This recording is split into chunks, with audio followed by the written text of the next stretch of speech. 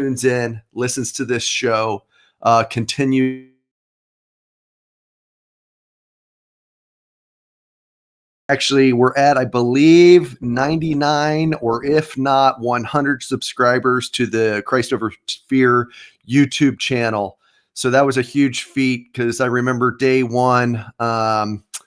Gosh, when was it? February, I think, of this year. And when my daughter asked me, she's like, "Dad, how many subscribers do you have?" I'm like, "Aubrey, I have one subscriber and it's myself." So that was pretty humbling. But I think it's cool that we're growing this, that it continues to grow. It's because of the audience and the listeners out there and the guests who have been on the show.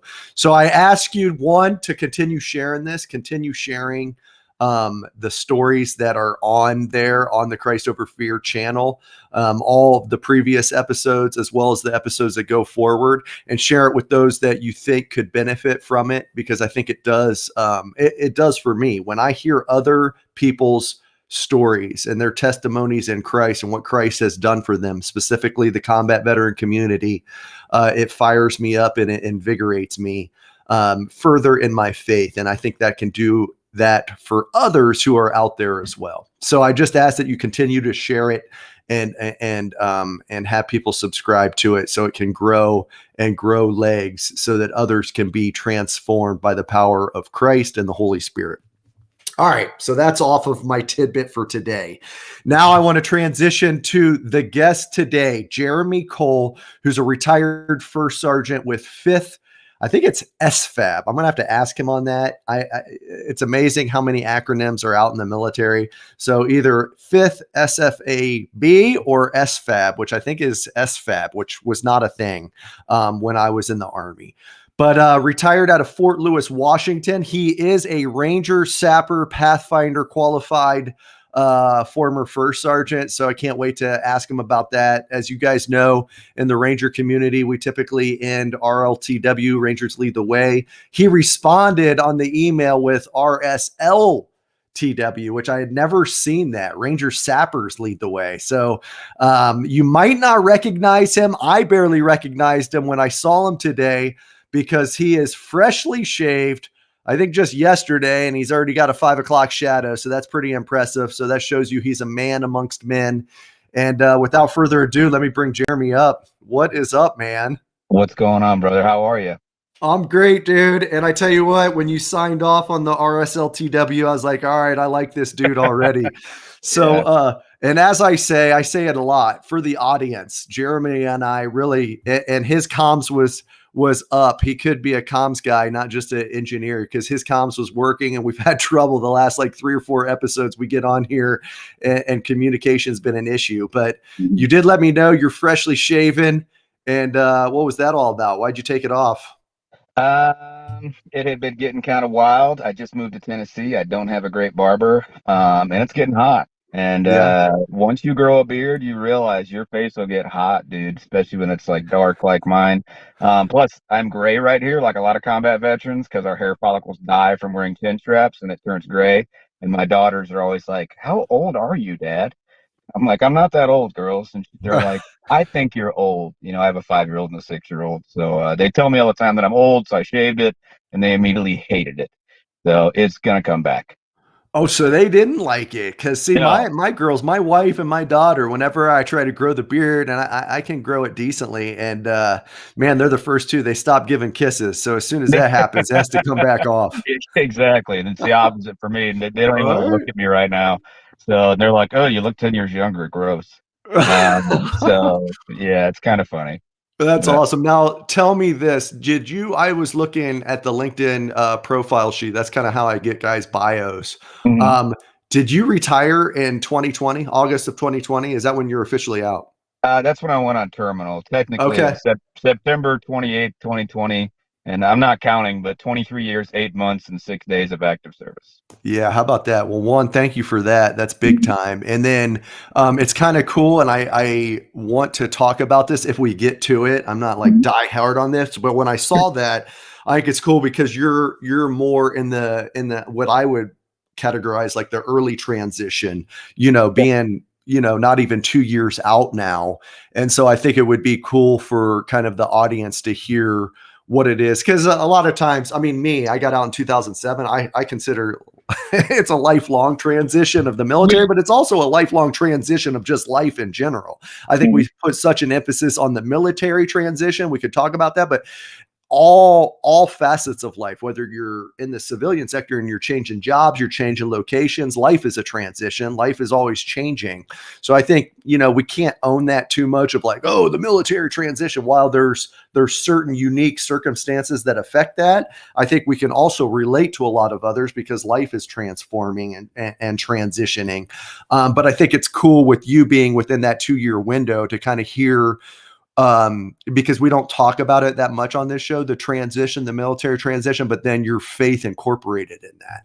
But before we get to that, can you just bring us up to speed on how you got into the Army, the 23 years of service you did, bring us back to the young Jeremy Cole back in the day? Oh man, that's a long, boring story.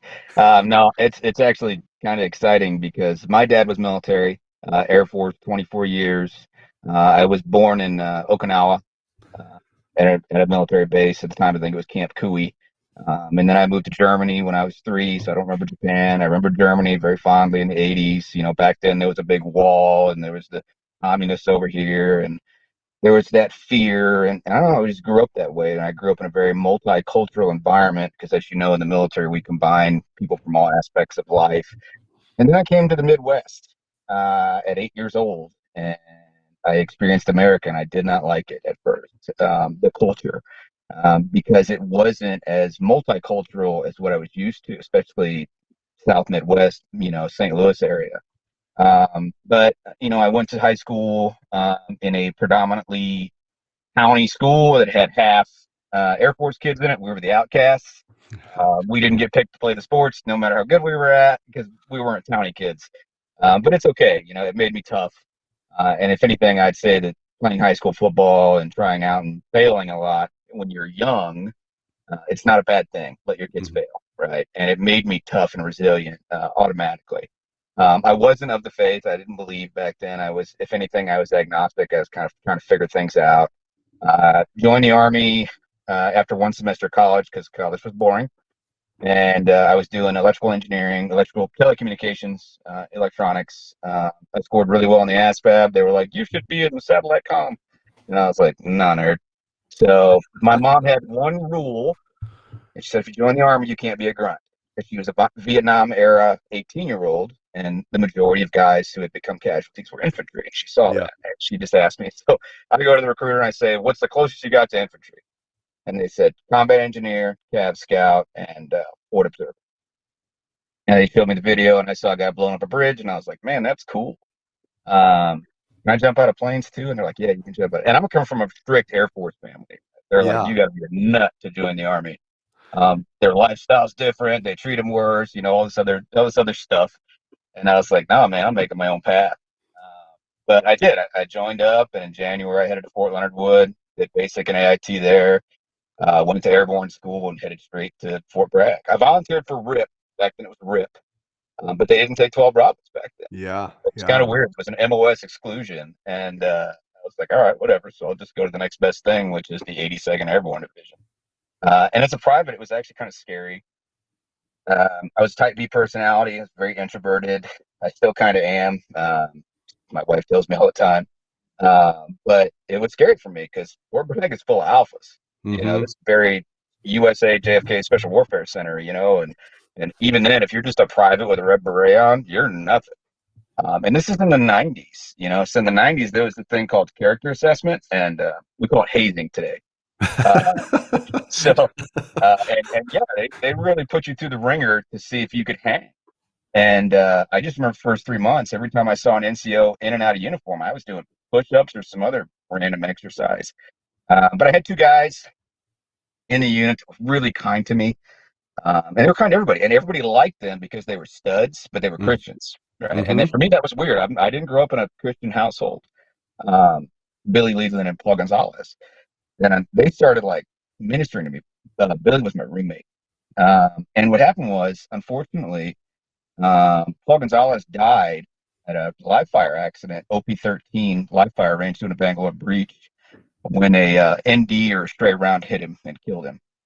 So I lost one of my Christian friends. So that kind of like tore me up a little bit inside. I'm 19 years old at this point. I don't know. I didn't have a lot of guidance per se.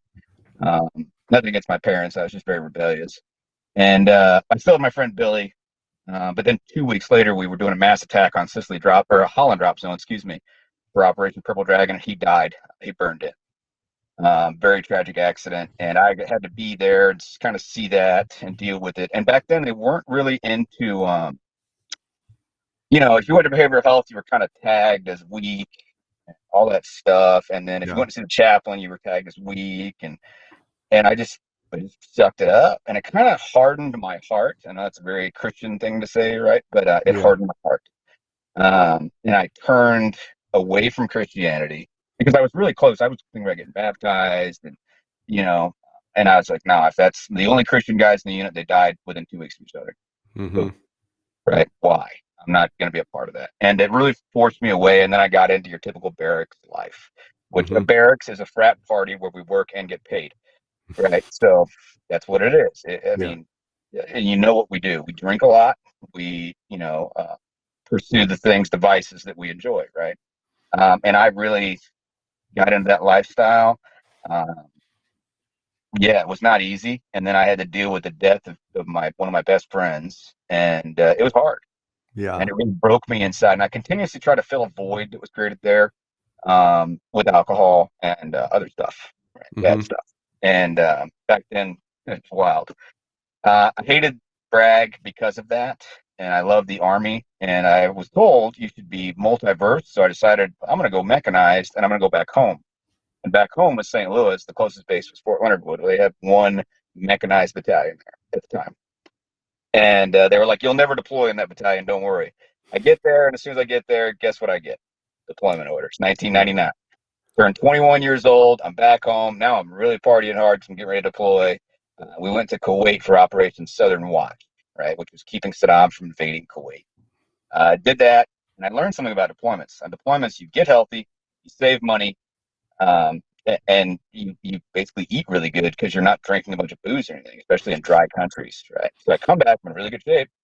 I have a lot of money, and I have no guidance, right? So I blow all that money at clubs, and I just start partying really, really hard. I get involved in a very, they call them raves. We've heard of those before. EDM festivals, things like that. I get really involved in that life, and I'm going to go ahead and let the audience make assumptions about what that means. Was that glow stick period? Was that like glow stick period? That was 2000, right? Yeah. On the strings, even on the strings. Dude, the strings and the hands, the big dude. Kind of like the color of my shirt today. Oh yeah, brother, that would have been great. I would have put lights on it. I was into that whole scene, and I would go to the gym. And, oh, sorry. No, go ahead. We're having fun. I love it. Yeah. No, and I was at the gym. I was a gym rat. I did PT hard. So when I was at work, I was a stud. Yeah. Right. 300 PT score. My squad had a 293 average. We were beast mode. And we were in a mechanized. It was kind of weird. But we partied really hard. So we looked fantastic. So you can imagine the things come along with that, right? We're going to the club. We're clean cut. All the jazz. Anyway, so it was womanizing, frankly. Yeah. Okay. And then, lo and behold, we're training to go to Serbia next, to Kosovo, in 2001. Twin Towers get hit. We get locked down. We still end up going. We had a slight change of mission. We're still doing peacekeeping, but then we started pursuing fundamentalists up in the hill countries in Serbia, which we did. A couple air assaults up there. I was at E5. Came back from that. Had a near-death experience at air assault school in Fort Polk because they had selected me to go into what's called an ERAT team. Which was an engineer LURS team, like it's called engineer recon team. That I was trying to be high speed. The first school they sent us to was air assault, and my appendix ruptured. And it had been ruptured because I'm tough and stupid, and had developed an abscess, and I developed sepsis, and I went into a coma for about 9 days. Lungs collapsed, almost died. They gave me a 50% chance of coming out of it, and that was my first encounter with God. And I don't want to get into mysticism or anything crazy like that, but I had a dream, and it was all of a sudden in my head, yea, though I walk the valley of shadow of death. And I didn't read the Bible at this point. Yeah. And, but you're having that verse like play in your head. Well, here's the funny thing, right? So my mom, who wasn't in the hospital. She was at a church praying for me. What verse did she read every day? And she was not in the same room, right? So anyway, say what you want. But I came out of it, and rather than turning to Christ and going to God because I had, this near-death experience, I was like, nope, time to party. I'm alive. Went right back into the scene. Got deployment orders again for the invasion of Iraq, and that made us, me and my homies, we just started going nuts because they were like, there's a 50% chance you're going to die, you're going to get chemicals, blah, blah, blah. I'm like, we're partying hard now.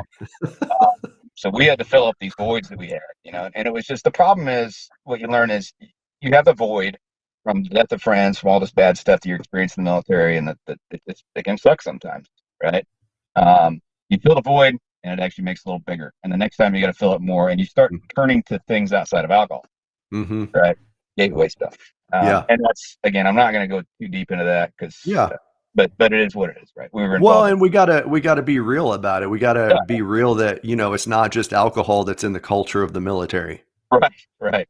And club stuff, right? But then we deployed. And we didn't get to invade from Turkey like we thought we were. We were 4th ID at the time of supporting 4th ID. We did the push behind 3rd ID, and I forget which Marine Division, but they wrecked everything. So it took us 3 or 4 days to drive from Kuwait to Baghdad. I had recovered from my surgery and my appendix thing and all that, and it was nuts. Like, everybody's like, oh, the war. They think it's like, bang, bang, Green Berets, John Wayne stuff. No, man, it was just, Iraq was just a mess. Right? And I ended up getting a dysentery-like symptoms as soon as I got to northern Baghdad. We were clearing bunkers that we had no business being in, like big ASP bunkers with UXOs in them. Scabies, had skin disease. So really, the combat in Iraq was against the elements, right? It was super hot. We're in MOP 2 for most of the invasion. I was like, this is stupid. And then 2 weeks in, they're like, take that off. We're burying bodies of Iraqi soldiers that are just everywhere. It was that's the war, the beginning of the war for me. We didn't see any real combat. Anytime even somebody took a pot shot at us, an M1 would roll up and annihilate a building. That was 03. It was wild. And then it kind of calmed down. We hung out with the Kurds for a while, and they were great. We barbecued with them almost every day. I mean, we moved 14 times in 1 year in 113 APCs. I was the 50 cal gunner, the TC of mine. And then in October, we started looking for Saddam, but this new threat had come on the radar called an IED, right? Which, it's prolific now. Everybody knows what an IED is. And they were like, there's not enough EOD to handle them. So we're going to have combat engineers go out, and we're going to give you a 1-day training session, and you're going to figure it out.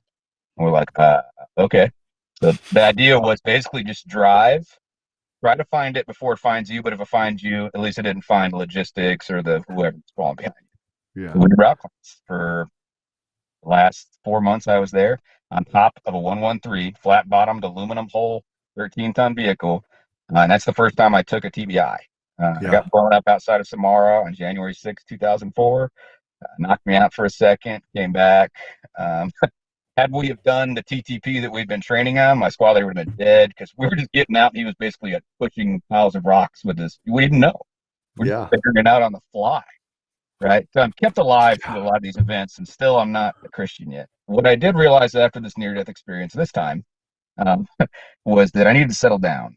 At that point, I think I was 26 or coming on 26 years old, and I decided I need to get married because all the married guys are squared away. Right? They're chill. Made staff sergeant, and I met a girl in a bar, and because that was my lifestyle. And within 2 weeks, we got married. Because why not?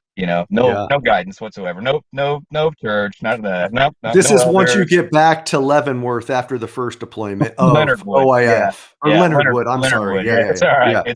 It's kind of, nobody knows about Leonard Wood except engineers and cops. So we get back there, and immediately she gets pregnant with my son, and all of a sudden, all that party and stuff I was doing before, some of the guys that were still involved in it. And so was I. I wasn't like partying with them per se, but I knew it was going down. Right. And, well, I'm going to be honest. I had a guy that said, hey, I'm going to pop pot. And I was the observer. And I said, no, you're not. I'm going to turn my head the other way, and I'm going to let you do your thing.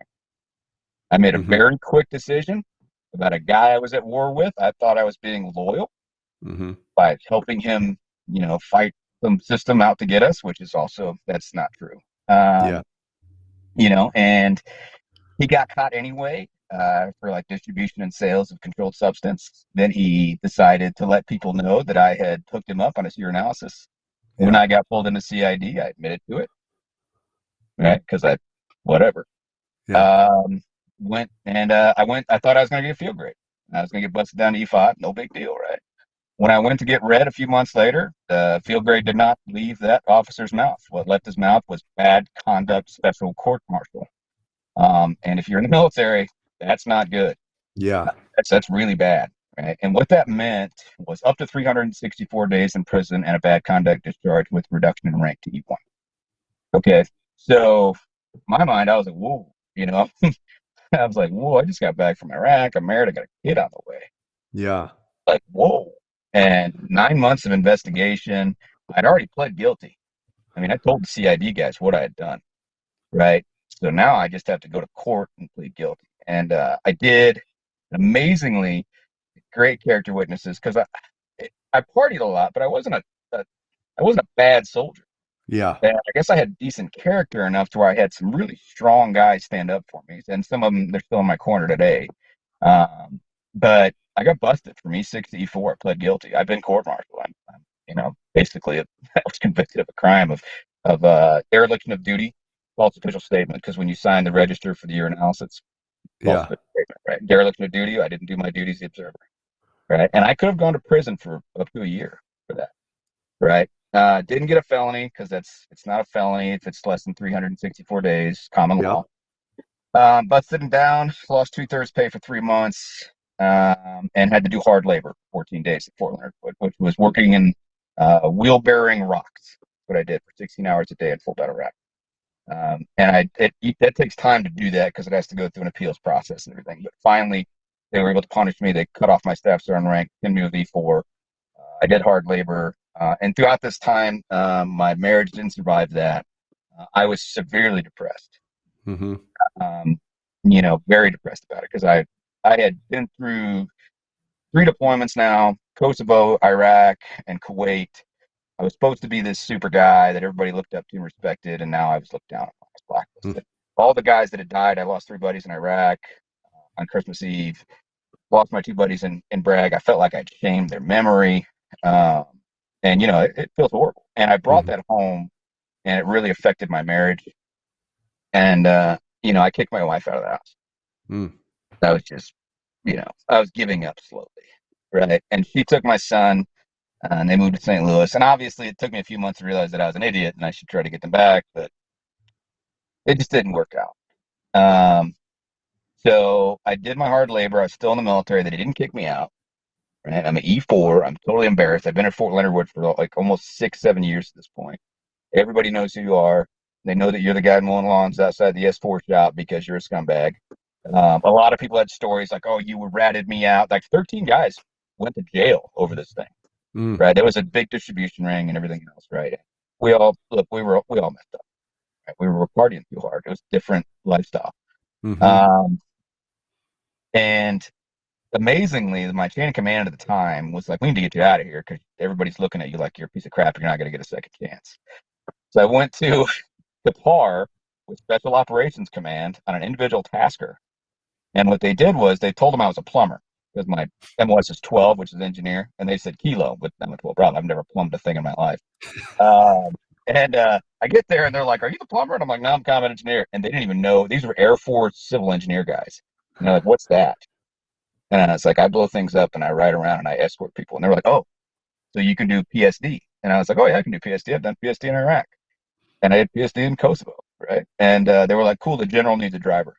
The general. They were like, "Yeah, the SOCCENT commander wants you to drive his up-armored Suburban all over the car." I was like, "Okay." I wore civilian clothes and I drove an up-armored Suburban for 6 months. And this is where? Where is this? This was in Qatar, Camp Qatar. Qatar. Okay, all right, I got you. Yeah. General Frank Carney, the SOCCENT commander. You probably served under him when you were in the Marine Battalion, right? He wore his tan beret proudly.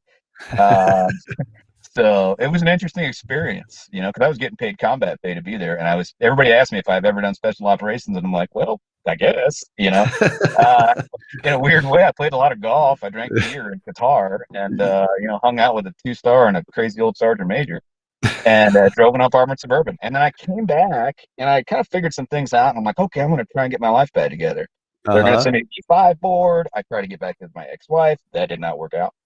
Um, and the first sergeant who had court-martialed me became my first sergeant again because I'd gone right back to Fort Leonard Wood. And some people say he had it out for me. I like to look for the best in people and think that I screwed up, and I did. My wife was living in St. Louis at the time with my son. I was commuting 2 hours to go see them. Mm-hmm. All right, and I decided to commute up there. We got in an argument. I came back late.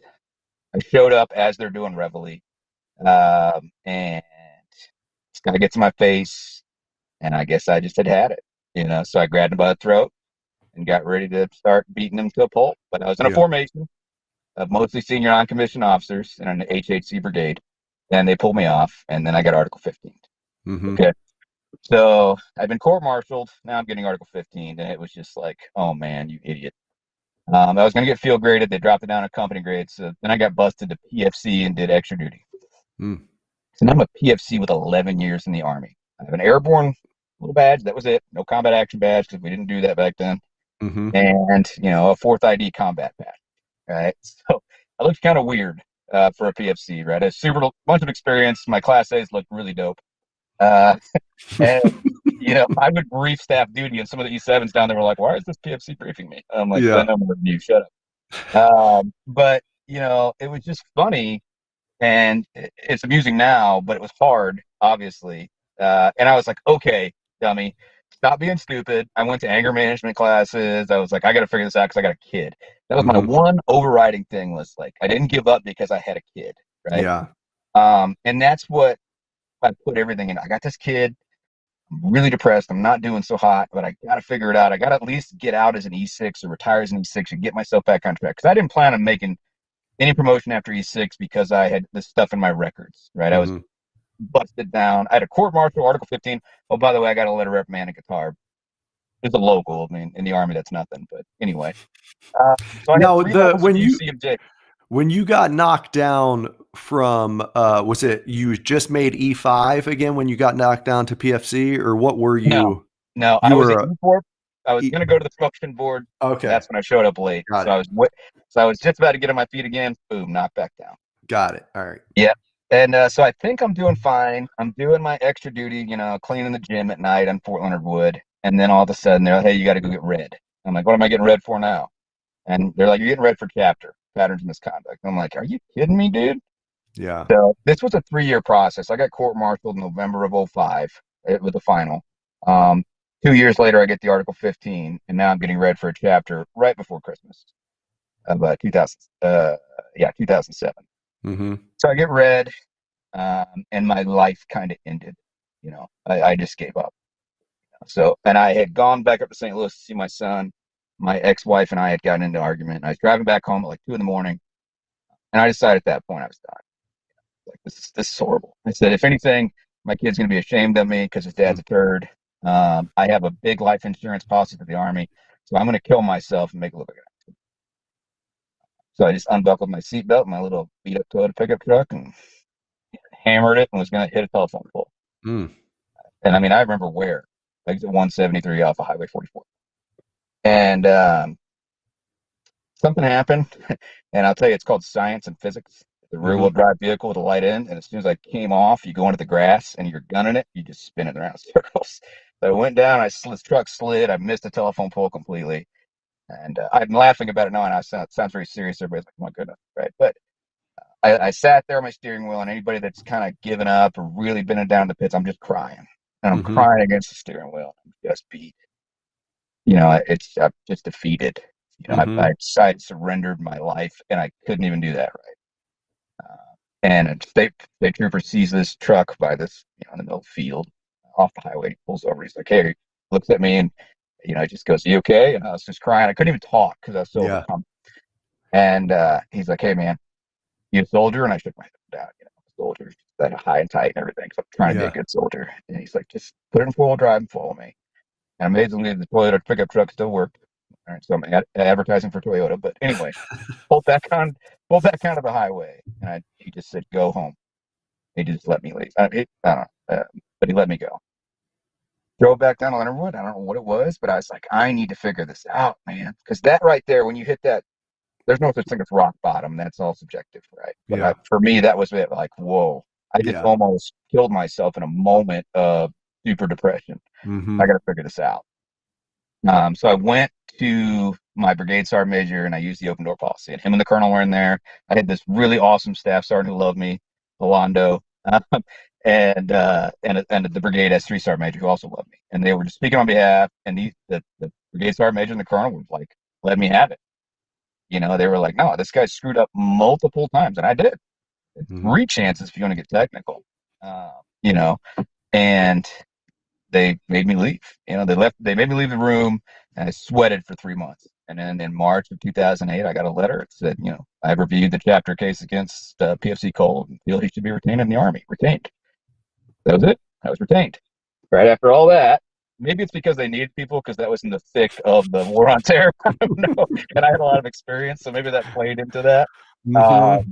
But and immediately they're like, "Hey, we're pulling your flag. You're going to be an E4." And next month I was an E4. And they're like, "Hey, you're going to the E5 board. Where do you want to go?" Where do I want to go? They're like, "You need the PCS."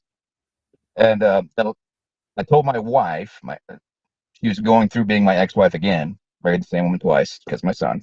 I said, Okay. "Hey, I'm going to Europe. I want you to come with me." And I was going to try and patch it up. She said no, and it was the end of it. And it is what it is.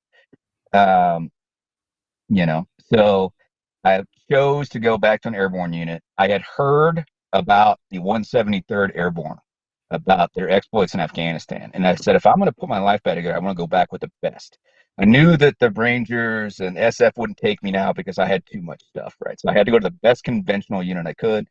And at the time, this was, Restrepo and all that stuff had just come Yeah. out, Yeah. right? And I wanted to be a part of that. So I chose to go to the 173rd. I picked up E5 like 2 days before I went on PCS leave and headed over to Germany because back then it was Brigade North, Brigade South in Italy, right?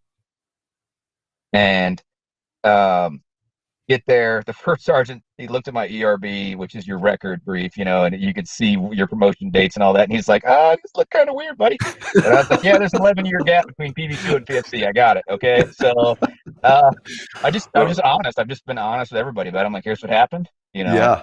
I don't know why. I want to be a better soldier. Send me to schools. And he literally was like, all right, cool. I'll send you to the most basic schools ever. And like the first school I got was Javelin Gunner, which was kind of cool. And then I end up doing like EWO, EOCA, which is Explosive Ordnance Course for engineers, like Electronic Warfare Officer Course in Fort Huachuca. I just started hammering out schools because they were getting ready to deploy to Afghanistan. And I was like, okay, I'm going to just keep going. And I was single at the time. I'm just going through it. I was 30 years old, living as a single guy in the barracks. I knew a lot more than the kids did. Yeah. I taught them a lot of things I probably shouldn't have through my wisdom. And we deployed to Afghanistan as a route clearance package. And remember, I hadn't deployed on a combat side since 2004. We had advanced in 5 years so much more route clearance wise with Huskies and RG-31s and V-hold vehicles and all this good stuff. We killed it out there. I mean, we did really well. And we got into the last 3 months, every time we were outside the wire, and probably 4 or 5 times a week, we were troops in contact as combat engineer platoon, 34-man platoon. We had 12 Purple Heart come out of that platoon. Nobody died. I saw multiple injuries. It was Afghanistan was the culmination of everything I had ever learned at a moment. And because of my experience and my other buddies' experience, we were the ones doing the route clearance. We didn't use metal detectors. We did it visually. We would walk on the road with 2 climbing axes from Black Diamond, and we would dig up IEDs by hand. Wow. That's how we did it. It was just part of it. It was tactically, it sounds goofy to a lot of people, but it worked. And I'm not going to get into the details of our TTPs or anything like that, but it worked. What time frame? When was this trip to Afghanistan? November 09 to November 10. Okay. All right. 09, during the surge. Yeah. During the surge, during the elections. Yep. I think we had a fine ratio, 52 IEDs found, 9 hits, troops in contact, literally the last 3 months, every day. Yeah. It was nuts. And so it culminated, and it made me want to be even more of a better soldier. I didn't care if I stayed a staff sergeant, forever. I made staff sergeant while I was there, right? Picked up a squad and did well. Came back and I was like, hey, how can I be the best conventional soldier ever? Because I felt I couldn't go Green Beret after everything that, and Ranger and all that stuff. They said, well, the best combat engineers in the world are at the Sapper leader course. And Sapper instructors are watching this right now going, ha, laughing. But anyway, so I was like, well, that's what I want to be. And they're like, nah, man, you can't do that. You've been court-martialed. I was like, well, I'm going to try. So I get back from Afghanistan, I go to Sapper school, and just talk about blessings, right? At the time, I'm starting to get a feeling that there is something greater than myself, just through life experience and all that I've been through. I didn't necessarily have a Christian view, but there's a God view. Mm-hmm. And I go to Sapper school, and that show Surviving the Cut on Discovery Channel, Mm-hmm. that was my class for Sapper school. So they videoed us. Okay. If you want to see me suffering, you can see it. And I go through Sapper in 28 days, and I loved it. And they were like, hey, Sapper's a perfect pre-ranger. Just walk on to ranger school and go right after Sapper. You'll be fine. I was not fine. Okay. Your body needs time to recover. So I go to ranger. I fail the 5-mile run day one. I walk over, me and my buddy walk over, because we didn't want to go back to Germany because they wouldn't let us come back. We walk over to pre-ranger Benning, which is a smoke fest back then. That's 2011, right? And they just smoke the holy heck out of us and make you memorize the Ranger Creed over and over and over again. And as soon as you mess up anything, they smoke you for no reason. A bunch of National Guard guys that are just angry at life. And, and then I go back to Ranger School and I fail the RPA even worse, right? Because my body is just, I'm 32 years old. Yeah, the recovery's not happening. No, it was, I was like, well, that sucked. So I go back to Germany, with my tablet to my legs. I passed Sapper, pretty excited, but I was not a ranger. I wanted to be a dual tabbed guy. In our world, that's a big deal in combat engineers, right? Yeah. And they were like, hey, you want to learn what? I'm like, sweet, I'm going to be a Sapper instructor. No, you're teaching AIT. And I taught AIT for a couple months. And then finally, enough guys had kind of been like, okay, this guy's not as bad as we thought. We're going to give him a shot. And they let me become a Sapper instructor. Now, during this time, in 2012, I met my wife. My wife was a drill sergeant. First, she was NCOA, then she became a drill sergeant, MP, right? And she was very squared away. And she grew up as a Christian, which I thought at the time was super weird. Okay, because they're, Christian Baptist girl? Are you like a prude? Blah, blah, blah. I had all stereotypes in my head. Right. Totally not. She'd been to combat 3 times. Her first tour was in Iraq, and for 18 months, a 50 cal gunner in Sadr City in Fallujah. She was the real deal. Yeah. Very squared away. And I was like, this chick's awesome. So God used her for me. And she would go to church on Sundays, and I would not go with her because I was, after the Fort Bragg thing, I still held on to my friends dying, and they were Christians, and I just didn't want any part of it. Yeah. And even after, just to summarize too, even after your appendicitis and being in there, and that's when I think even though I walked through the shadow of death. Yep. So all that, but you were still pretty hardened to know, and to, when you took your Toyota over the ramp and all that, and kind of were at the low point of that. So I just say that because, your story is fascinating. It's just, thank you, one, for being able to come on and just be as real and authentic and transparent and real as you are.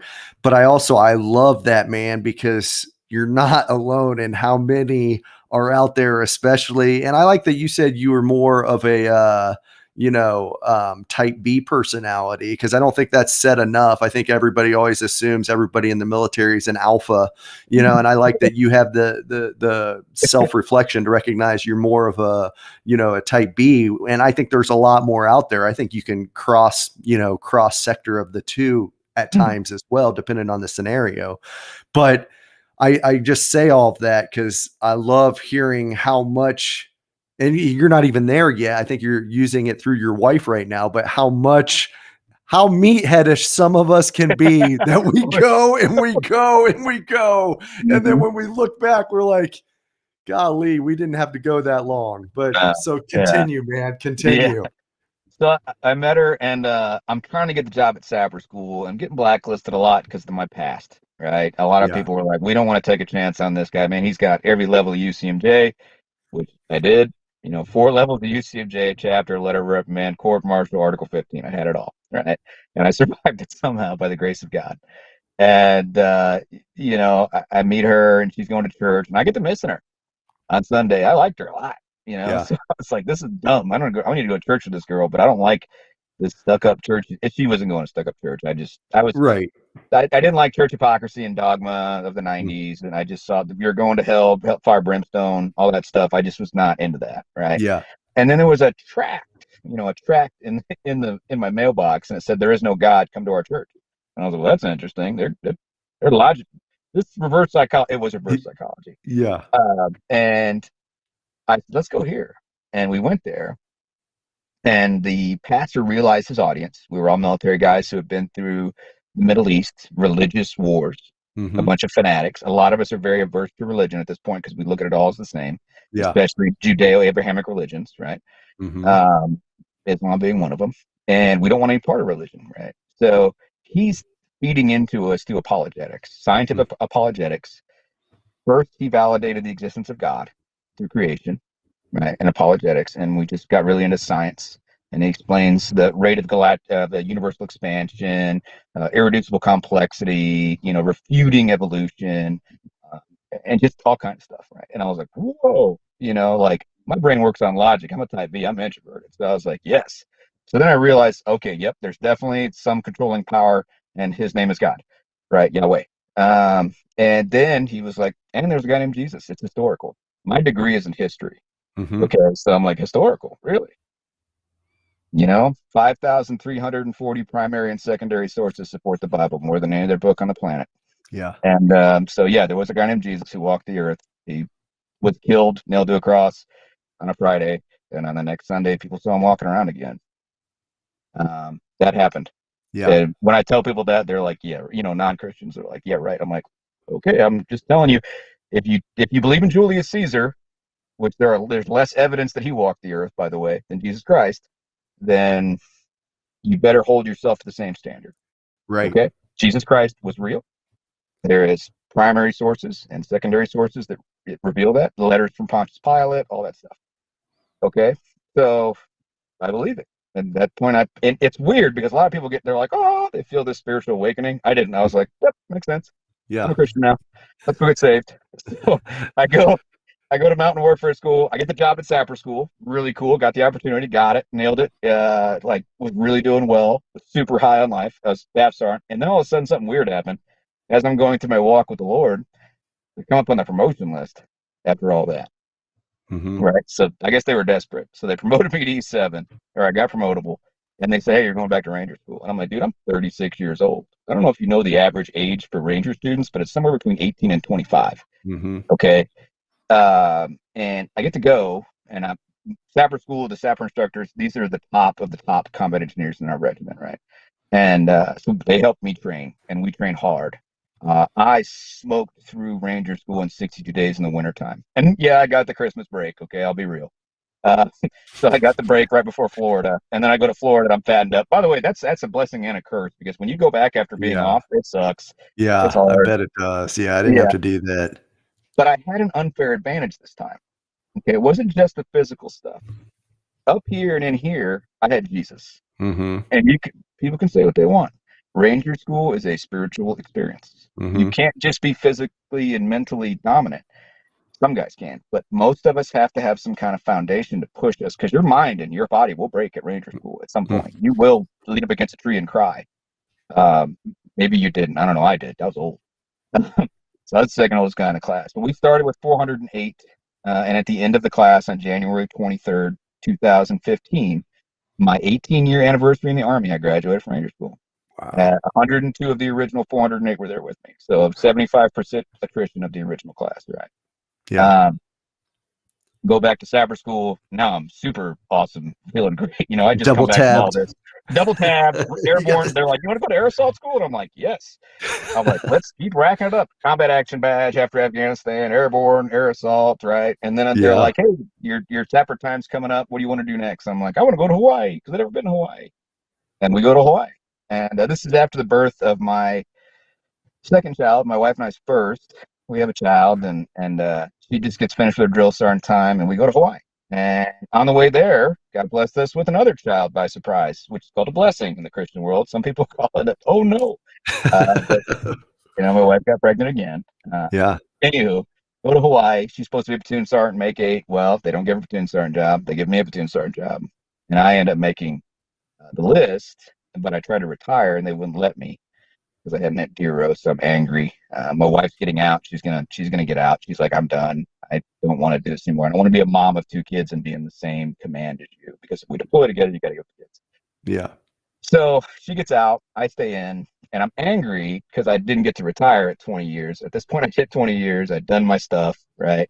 And my Ranger, my Charlie 4th RTB First Sergeant was on Hawaii, and he saw me. First off, I had my Sapper above my Ranger tab, because that's what we did at Sapper school. Don't get mad, Rangers, okay? That's just the way it is for us. We're combat engineers first, okay? And he's like, come here, Sergeant. And I was like, oh crap! I remember this guy used to smoke the holy heck out of us, right? On the gravel underneath those overhangs. And he's like, hey, I want you to be my pre-Ranger senior instructor. You'll be the first combat engineer to ever do that. And I was like, oh, okay. Where we living at? Out in the jungle, out in East Range, Hawaii. So we move out to these Quonset huts, and I'm the senior instructor for these 5 unruly grunt staff sergeants who are my instructors. And we run a very successful pre-Ranger, 64% graduation rate out of Hawaii for the guys that we sent. They let me run a pre-Sapper concurrently, and 66% of the guys I sent to Sapper school graduated. It's a very tough course. And he convinced me to stay in the Army. And he got me a new assignment closer to my son. If you don't remember, my wife and I had a son. He lives in St. Louis. I'm trying to go back to that area because he's about 12, 13. He needs some impressionable guidance in his life. I am fully involved with the Lord at a spiritual awakening in Hawaii. I mean, I'm on fire at this point. I'm like, I'm getting into ministry. I'm doing all that. I got my undergrad degree in history at this point. And I go to Fort Campbell, Kentucky, to the 101st Airborne because it's close to my kid. Take over a company, and they're like, hey, you're not deploying. We're deploying, but you're going to get the rear decoys. Jeremy, hold on. Yeah, man. Spike's wanting to hear your story, man. I hear you. Let me, hopefully he doesn't continue interrupting. All right, go for it. We're here. Yeah. But I get there, and I have Ranger Sapper Pathfinder. I did Pathfinder in Hawaii, so now I'm quad stack, dual tab, looking good. Instead of taking that to war, to inherent resolve, I have to babysit all the kids who couldn't deploy with us. Yeah. Okay. And that was hard, but I learned a lot about Christianity and faith, and I evangelized to my soldiers, and we ended up actually making some good out of it. My commander and I went to church together. We had a faith-based professional relationship. Okay. And it was good. It was fantastic. What kind of dog do you have, by the way? Well, I think Spike's going to join us, man. Yeah. Go ahead. Wait until you see this rough guy. All right, come here. He's 15 and a half. He's 15 and a half years old. This is Spike is going to make his first debut on Christ Over Fear. So he just woke up from his nap. Nobody else is at the house, so he's letting us know that he's not going to have it. So he wanted to hear your story, Jeremy. He looks like an Ewok. That's awesome. No. All right. Yeah. So let's go back there though, because I wanted to capture that. How did you get that with your commander? Where you guys had kind of a faith-based relationship. He was one of my students at the Sapper school, and he was a lieutenant.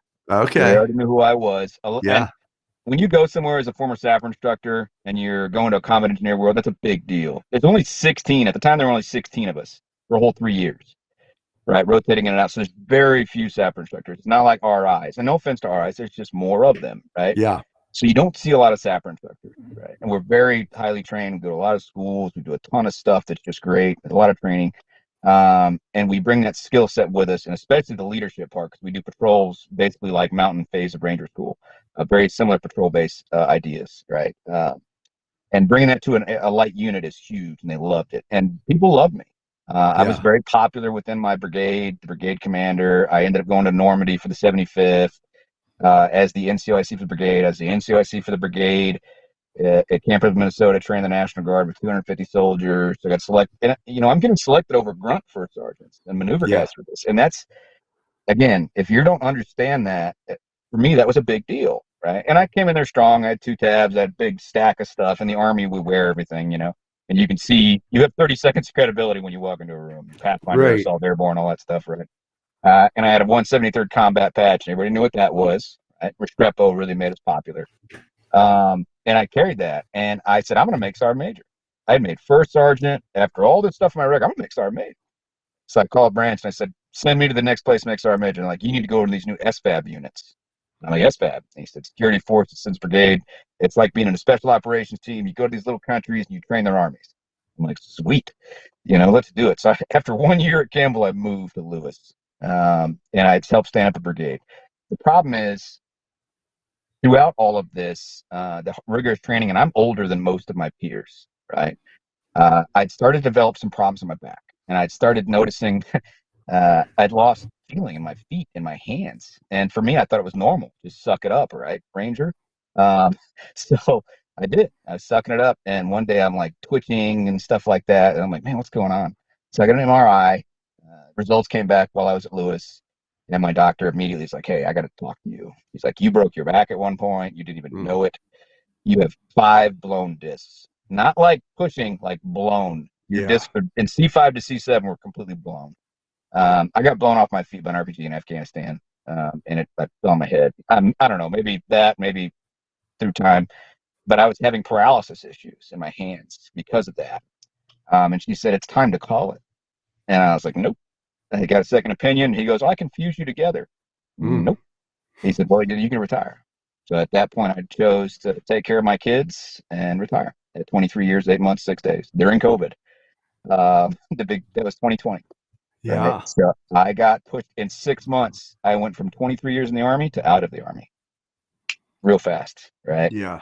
And you take off the uniform and you lose that sense of identity that you had created out of the ashes of your life. It's hard, even with God. I'm not saying life isn't hard.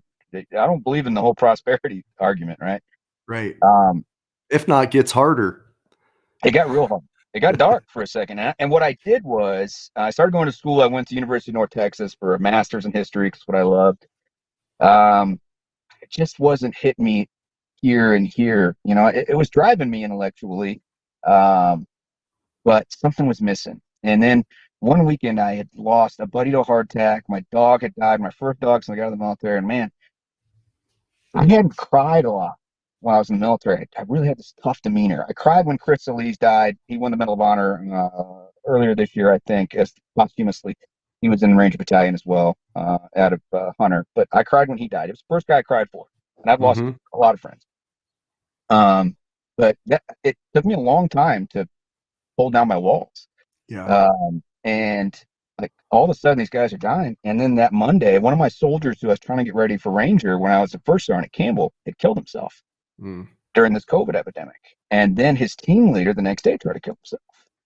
And I'm like, whoa, what's going on? And then I call up there to Fort Campbell. I'm like, what's going on? They're like, we've had 6 suicides in 6 weeks.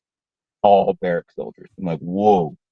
Yeah. And I told my wife, Joanne, I said, we got to go up there and figure out what's going on. Because I felt like the soldiers in me resonated. So I went up there. I'm fully bearded at this point, by the way.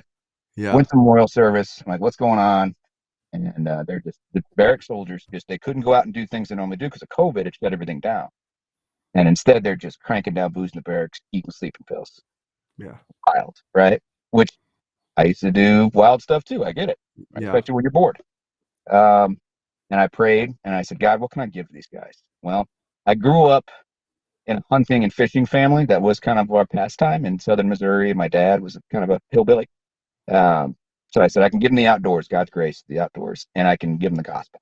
Because if anything's going to cure these guys, it's the gospel, right? And I just was like, I'm going to start a 501c3. I'm going to raise money, and I'm just going to grab soldiers and go. I'm just going to figure it out, Started a 501c3, and I'm doing videos on Facebook about anxiety and depression and PTSD and what I do to get through it. And it's really resonating with the community. People are like, man, thank you so much. It's so great to see someone as successful as you talk about this so openly. And I'm like, yeah. And I get a call from a Marine I went to church with in Hawaii, the only Marine I'd ever known up to that point. Because, you know why God made Rangers, right? Because Marines need heroes too. I like it. I like it. I was waiting for something. Yeah. I didn't know if it was going to be good or bad. So I like the way you went, because sometimes it's on the other side of that. Sure. So he introduced me to Rick Wolf, who you met from Soul Survivor. And Soul Survivor was already doing the programming that I wanted to do. And he had started it 6 years prior. We go to an event, and since then, we've just been on fire. Well, and he's And kind of doing exactly what you had envisioned with yours. So you yep. team up then, right? Here's what's funny. Before I met Rick, I came up with the name Outdoors for Soldiers Souls, OSS. And Yeah, he came up right. with SSO. If Man, that's not a that God is thing, I don't know, right. man. That's a You know? Godwin's there. Yeah. But it was amazing and it worked great and Rick's awesome. And Rick realized my story can resonate. He's got another couple of speakers that are just awesome, wonderful combat vets, and we go places and we tell soldier stories after an outdoor event, and it's a testimony, and for us that's what it is. It's a Jesus testimony about how God has worked in our lives. Yeah. Right. And then we, have a call, the call to prayer, right? Mm-hmm. And we try to get people to believe in Jesus because the past 20 years, PTSD has gotten real big in everybody's minds. And it's like, oh, mental health, mental health, mental health. Man, they've dumped more money in mental health and people are actually doing like mushrooms and stuff at places and all that, try to get better. And I'm like, hey, man, you don't need all that, but okay, Yeah. whatever. You do you. I'm not going to chastise you for that decision. Right. But I have an answer, and it's actually faith. Yeah. Right. And we realize that you don't need to, mental health is great. Your physical health is great.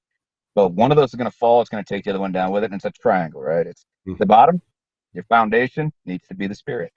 Yeah. Okay. It's to be a spiritual foundation. It'll raise the other two up. And that's why we do what we do. We believe we can save people. And just to give you some numbers, I lost 14 of my friends in the wars, guys I've known. I've lost over 50 to suicide and drug overdose. Yeah. So what's the real enemy now? Is the Taliban or Al Qaeda or ISIS? Is it Russia? Honestly, it's ourselves. Yeah. So that's why we do what we do. And we're going to continue to pursue that. Ourselves and the spiritual warfare, right? Did I lose you, Jeremy?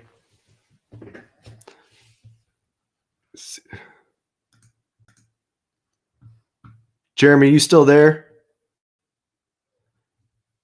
All right. I don't know if he's going to come back on or not. I'm having trouble bringing him back on. Let me. There you are, dude. Sorry it came. about that. No, I don't know what happened there. That's okay. It's all good. I've got Spike on my lap. We got a little technical difficulties. No Once again, well, you were saying, the war is against ourselves, and I completely agree with you. But I also added to that, and that's maybe where we cut off. It's also the spiritual warfare, man. I think the spiritual warfare, it's more real than the physical warfare of wars or whatever, because the physical is only for this time on earth. The spiritual realm is for eternity. And if we don't think Satan's here to seek, to hunt, destroy, and to deceive, we're not reading of the Bible. Sure, exactly. Yeah. And I mean, I felt the call so much, I stopped doing my master's in history, changed to a master's in ministry with a focus in counseling, because I literally want to help people through the Bible, and I believe that's the truth. So until somebody proves me wrong, which I doubt they're going to do, I'm going to keep doing this because I believe it really helps and it keeps people alive, and I'm bringing people to the kingdom. Yeah. That's how I glorify God, because I'm called to glorify, my creator. Right. And I glorify him through Matthew 28:18 through 20 is my favorite, right? Yeah. Go out and create disciples. And that's what I'm trying to do. So I'm just going to keep doing that. I love it. I think it's one of the most effective forms of treatment. I don't mean to say it like that, but go to church, hang out with other people, talk to them, be open, tell them the truth, tell yourself the truth. Yeah. Well, and I love it too, because what's awesome about it, I'm going to try to put Spike back down, see if he'll settle for this final out. Worries. But that's why I wanted to do Christ over fears, because of the same thing. And I'm not negating mental health. I went through multiple iterations of cognitive processing therapy, and it helped me when I needed it on that front. But as you said, I mean, we're not just physical, emotional, mental beings. We have that spiritual component, which I love the point of the triangle and it being the foundation. And if we don't go there and we don't go to that, we'll never reach what we need to. Not that, and I'm not trying to be the prosperity where your life will turn around and everything will be roses. That's not the case, and that's not what this says, and that's not what Jesus ever taught, and that's not what the Bible and the scriptures teach. But the peace and the purpose that we can get when we turn to him, when we turn to Christ, there's nothing that can touch that. And that void that you were talking about in the barracks when you were at Bragg, or even when you went to Leonard Wood. Yeah. Yeah, right. I mean, those voids that, we're constantly trying to fill. And that's what I love about your story, because you gave it the good, the bad, the ugly of all of that, and where he met you and where he has you now. That's the power of Christ. Yep. Yeah. Yeah, And, man.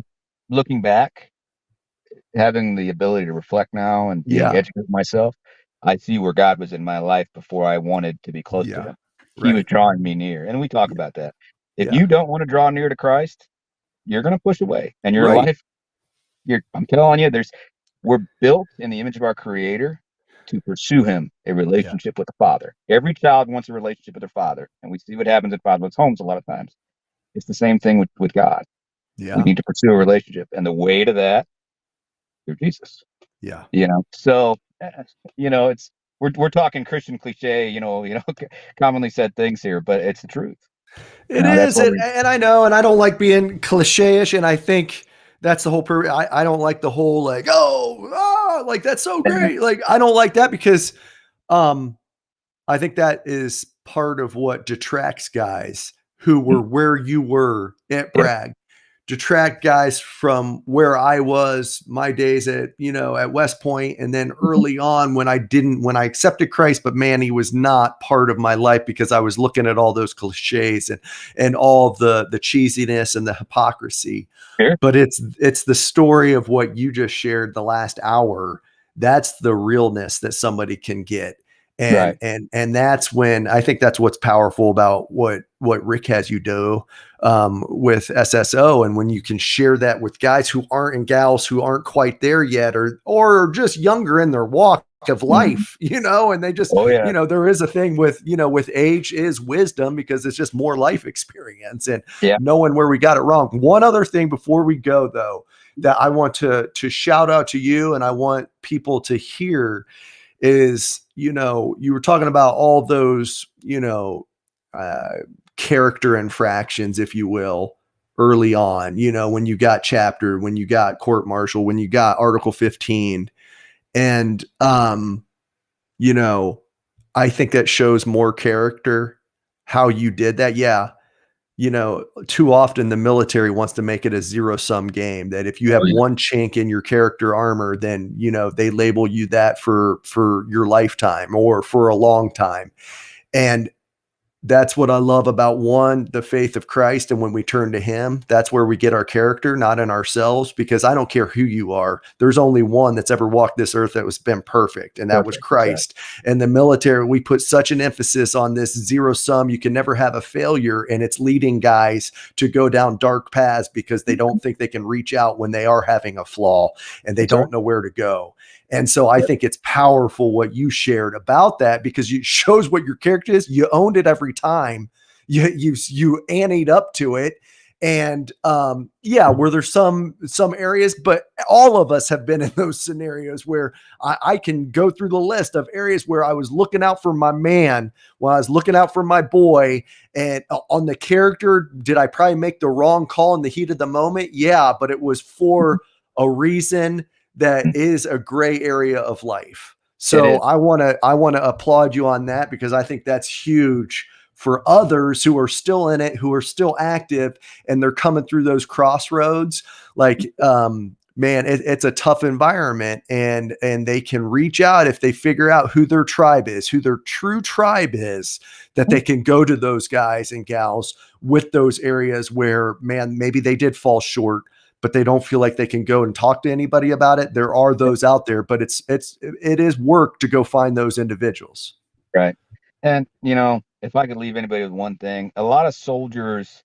I grew up with this notion that Jesus was a hippie, right? And Yeah. that was part of the movement in the 60s and 70s. It was a big movement in the 60s and 70s. Once you study ministry, you'll understand. But look, there was a guy, this Jesus guy, okay? And when he saw bad stuff going down at the temple, he was flipping very heavy Yeah. stone tables over and hitting people with a rope, chasing them, Yeah. okay? And I like to tell people, This is an amazing life we live as Christians, but you don't get John 3:16 without recognizing Isaiah 63. So if you're not a Christian, and if you are, go ahead and look those two up. Yeah. All right. Jesus is not a salad bar. You don't get to Right. pick the parts you like. Okay. It's an amazing life. But Christians, we're going to be persecuted. People think we're Yeah. morons. People think we Yeah. believe in a ghost, which we do. It's the Holy Ghost. Yeah. And it's not for everybody, but I'm going to tell everybody about it because that's what I'm Yep. supposed to do. And Right. let them make the decision where Let they them make the make it. decision. Yep. Yeah. And trust in God to fulfill what needs to be fulfilled. Yeah. But the big thing is you have purpose, right? God has given you purpose. You don't realize it yet if you're not a Christian. And even if you are a Christian, you'll be questioning that. But you have a purpose. It is divine. All right. And you are to serve others. Okay. Help others. The big thing I did as a first sergeant who was a Christian was I'd been through all that, and I had guys going through chapter. And some of them I couldn't save, and nor did I want to save. They needed to get chaptered. But I gave them character references when they got out to help them find a job. Yeah. Right. I talked about the positive things in their life to people that were employers. And some I even managed to get out honorably. And there's a guy they're going to test this, and he actually donates to Soul Survivor now, which is full circle, right? Yeah. So yeah, be conscious that not everybody has an easy life. If you're in command or whatever, try to be a little bit more compassionate. It's not always easy for these young guys, and they're stuck in this rut. They think they have to do certain things in the barracks. They think they have to live this lifestyle, and I'm here to change that culture. Right? It's not all about booze and getting down anymore. It's okay to have a drink every once in a while, in my opinion. But once you let it control you and fill your void every weekend or every day, we got problems. So we need to counter that culture for a little bit. Okay. Yeah. That's really what it comes down to, brothers. Just taking care of each other and our tribe, like you said, the Christian war tribe or the war tribe, period. So, well, yeah. And I think for guys to know, sometimes that tribe is smaller than it is larger, but once you figure that out and who it is, they'll go to battle for you each and every day. So, yeah. Well, Jeremy, we are past the hour mark. I said I wouldn't take you longer than that, but man, I tell you what, you were the tagline of this show today. You were raw, you were transparent, you were real. And so I can't thank you enough to come on here. You look very dapper in your clean shave today, the Dapper Sapper. Yeah. So, hey man, let's not let this be the last time, but I really appreciate coming on, and great to talk to you today. Thanks a lot, Chad. And I'm so grateful for being here and being able to spread the message. And, come check out what we do at soulsurvivoroutdoor.org. And if you'd ever like me to come speak to any of your soldiers, police officers, firefighters, first line responders, I'd love to give this message to them and talk to them. I'm totally fine with that. So if you're listening, reach out to me. And you can find me on the soulsurvivoroutdoor.org website. So thank you so much, Chad. All right, man. Have a good one. You too. Bye-bye.